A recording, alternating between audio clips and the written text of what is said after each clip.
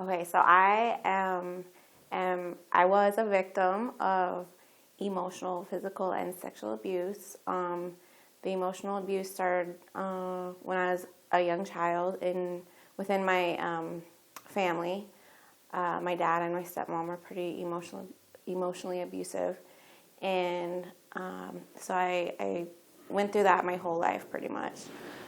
And then the older I got, I had several boyfriends that were abusive physically and sexually. And the last one was the worst by far. I had only known him probably about a month before the abuse really started. And it just started so fast that it really caught me off guard. He was really controlling. He got me fired from my job. He isolated me. He wouldn't let me talk to my family, my friends. And eventually, child welfare took my kids. I had 4 kids, and they took my kids because my kids were around the abuse. And it took me about 6 months to get my kids back.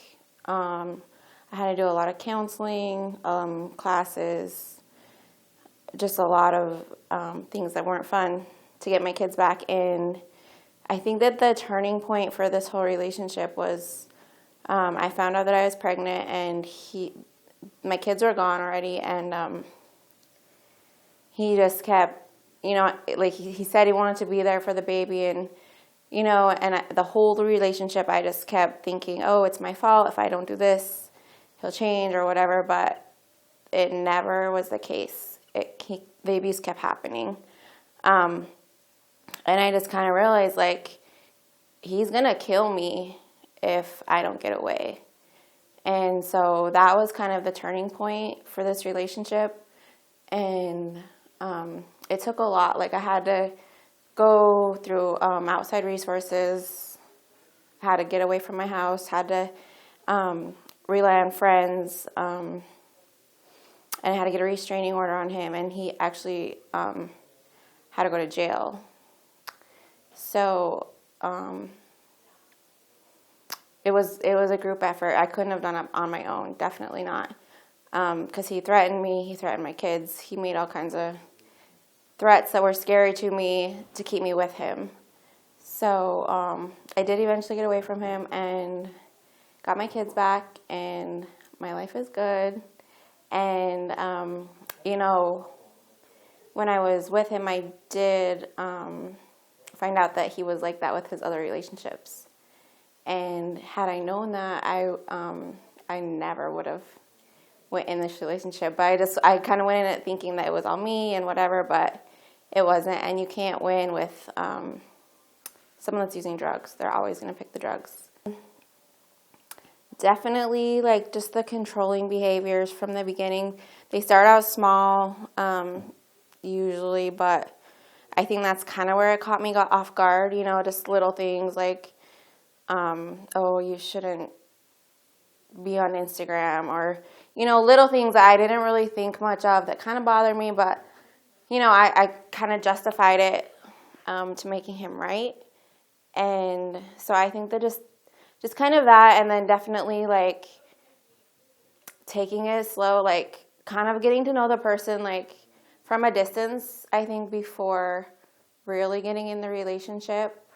Because had I done that, I probably would have found out about the drug use and stuff before I was, like, sucked into the relationship. So you can do it. It's hard. It's super hard, especially when you don't have support, because I have been in relationships where, I didn't have the community to help me. My family obviously didn't help me. But I think that physically, like, removing yourself from the relationship, get the restraining order, as hard as it is. Even if it's not for you or for them, it's for you to keep you away from them. I think that that's, like, really important and really helpful. Look for, like, I don't know, I did a DV group, which really helped. Just any kind of support system, a friend, anyone that you can trust to help you, because they can see the whole situation that sometimes we can't see when we're in the middle of it. So just reach out. It was after my kids were gone, and when I had found out I was pregnant, I was probably like maybe 12 or 15 weeks pregnant, and he knew. And that was one night he told me, he said that he told me that he was going to kill me and him.